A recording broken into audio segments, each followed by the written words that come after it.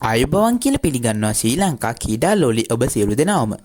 IPL තරගාවලියෙන් පසු ශ්‍රී Lanka cricket ප්‍රේක්ෂකයන්ට හමුවන ඊළඟ ක්‍රිකට් තරගාවලිය බංගලාදේශ කණ්ඩායමට එරෙහිව පැවැත්වීම නියමිතයි. ඒ අනුව බංගලාදේශයට එරෙහිව තරග දෙකකින් සමන්විත වූ ටෙස්ට් තරගාවලිය ආරම්භ කරමින් පළමු ටෙස්ට් තරගය එළඹෙන ජූනි 17 වෙනිදා පැවැත්වීම නියමිතයි.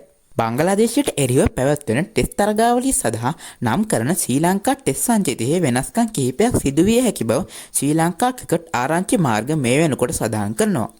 ඒ අනුව පසුගිය ඕස්ට්‍රේලියාව හා පැවති ටෙස්ට් තරගාවලියෙන් පසු ටෙස්ට් දිවියෙන් සමුගත් දිමුත් කරුණාරත්න වෙනුවට ක්‍රීඩකයන් දෙදෙනෙකුගේ නම් සලකා බාන බව මේ වෙන විට වාර්තා වෙනවා. ඒ අනුව ශ්‍රී ලංකා ටෙස්ට් කණ්ඩායමේ නිත්‍ය ආරම්භක පිතිකරුවා වන පැතුම් නිස්සංගගේ සහයට අන්තර්ජාතික ක්‍රිකට් පිටියට නවක ක්‍රීඩකයෙක් වන ලහිරු උදාර හෝ ජ්‍යෙෂ්ඨ ක්‍රීඩක ඔසද පෙනාන්දුගේ නම් සලකා බානු බව වාර්තා වෙනවා. ලහිරු උදාර මේ වන විට 29 වන විය පසුවන අතර ඔහු පසුගිය කාලය පුරාම දේශීය ක්‍රිකට් පිටියේ දස්කම් දක්වන්නට සමත් වුණා. ඊට අමතරව ඔසද පෙනාන්දු අන්තර්ජාතික ටෙස්ට් ක්‍රිකට් පිටියේ අත්දැකීම් සහිත ක්‍රීඩකයෙක් වන අතර ඔහු මේ වන විට තරගාවලි කිහිපයකටම ශ්‍රී ලංකාව වෙනුවෙන් ටෙස්ට් ආරම්භක පිතිකරුවෙකු ලෙස කටයුතු කර තිබෙනවා. ඒ අනුව මොවුන් දෙදෙනාගෙන් එක් ක්‍රීඩකයෙකු ඉදිරියේදී පැතුම් නිශ්ශංක හා ශ්‍රී ලංකා ටෙස්ට් ක්‍රිකට් කණ්ඩායමේ ආරම්භක පිතිකරුවා ලෙස කටයුතු කිරීම නියමිතයි. ඊට අමතරව බංගලාදේශයට එරෙහිව පළමු ටෙස්ට් තරගයෙන් පසුව ටෙස්ට් පිටියෙන් විශ්‍රාම ගන්නා ඇන්ජලෝ මැතිව්ස්ගෙන් හිස්වන ස්ථානයට ශ්‍රී ලංකා ක්‍රිකට් තේරීම් කමිටුව විසින් යෝන් ක්‍රීඩකයන් තිදෙනෙකු සලකා බලන බවට මේ වෙන විට තොරතුරු වාර්තා වෙනවා. ඒ අනුව 25 වන වියේ සිටින පසිදු සූරිය බණ්ඩාර 24 වෙනි වියේ සිටින තුන්ගිරියව ක්‍රීඩකයෙක් වන සොනාල් දිනූෂ සහ 22 වන වියේ සිටින පවන් රත්නායක යන ක්‍රීඩකයන් ඒ අතර වෙනවා.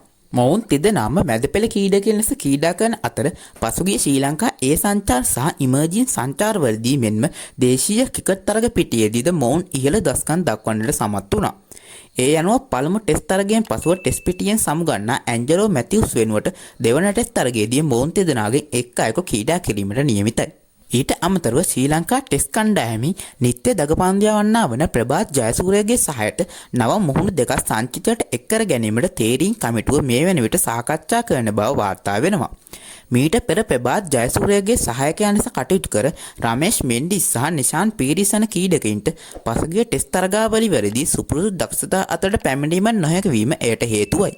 ඒ අනුව ඔවුන් දෙදෙනා වෙනුවට වර්තමාන දේශීය තරග පිටියේ දගපන්දුවෙන් ඉහළ දස්කම් දක්වන්නට සමත් වූ ක්‍රීඩකයින් වන නාවක ක්‍රීඩක තර්දු රත්නායක හා දේශීය ක්‍රීඩකයෙකු වන අකිල ධනංජය ඔවුන් දෙදෙනා වෙනුවට සංචිතය සඳහා කැදවීම නියමිත බව මේ වන විට වාර්තා වෙනවා.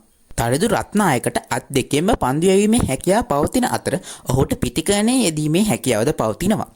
අකිල ධනංජය මීට පෙර ශ්‍රී ලංකාව වෙනුවෙන් අන්තර්ජාතික ටෙස්ට් පිටියේ අත්දැකීම් බහුල ක්‍රීඩකයෙකු වන අතර එක් කලක ඔහු ශ්‍රී ලංකා කණ්ඩායමේ ප්‍රධාන දගපන්දයා වන්නාද වී සිටියා.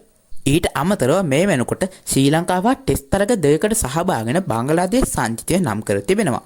මෙම ටෙස්ට් සංචිතයේ නායකත්වයේ සුපුරුදු පරිදි නජ්මුල් හුසේන් ෂන්ටෝ හට හිමි වී තිබෙනවා. මෙම සංචිතය සඳහා බංගලාදේශ අත්දැකීම් බහුල ක්‍රීඩකයින් වන මුෂ්ෆිකර් රහීම්, ලිටන් දාස්, මෙහෙදි හසන් මිරාස් සහ ටයිජුල් ඉස්ලාම් යන ක්‍රීඩකයින් ඇතුළත් වෙනවා. ඊට අමතරව බංගලාදේශ ටෙස්ට් කණ්ඩායමේ ප්‍රබල වේගපන්දු යවන්නන් දෙදෙනෙක් වන ටස්කින් අහමඩ් ෂා, ෂොරිෆෝන් ඉස්ලාම් මෙම සංචිතය සඳහා ඇතුළත් නොවීමද පුදුමයට කරුණක් වෙනවා. ඒ අනුව ශ්‍රී ලංකාව හා බංගලාදේශය අතර පැවැත්වෙන තරග දෙකකින් සමන්විත වූ ටෙස්ට් තරගාවලිය ආරම්භ කරමින් පළමු ටෙස්ට් තරගය එළඹෙන ජූනි 17 වෙනිදා සිට ජූනි 21 වෙනිදා දක්වා ගාල්ල අන්තර්ජාතික ක්‍රිකට් පිටියේදී පැවැත්වීම නියමිතයි.